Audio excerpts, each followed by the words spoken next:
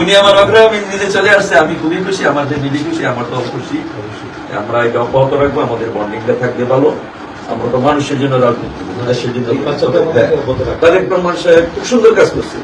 আমি জামাতের পাশ করার পরে চলে গেল ওনার বাসায়, যে এনসিপি নাইক সাহেবের বাসায় গেল, খুবই মানুষ অ্যাপ্রিসিয়েট করছে। এটা খুব ভালো একটা উদ্যোগ নিয়েছে, এটা অব্যাহত থাকুক আমরা চাই।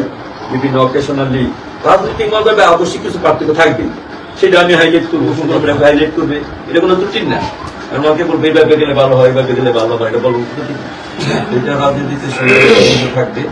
তো আমি ফুকন ভাই সফলতার জন্য দোয়া করি। বাজার মনিটরিং এ গেছে, আমাদের ভালো ছুটি গেছে, এগুলি অব্যাহত থাকবে।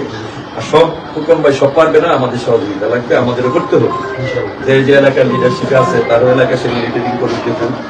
আর কিছু দুর্নাম যেগুলো সঞ্জী সন্ত্রাসের জনমত আছে, এগুলির বিরুদ্ধে আমাদের ঐক্যবদ্ধ চেষ্টা করতে হবে। মাদক এবং সন্ত্রাসীর একটা সাথে একটা আমরা ইনশাআল্লাহ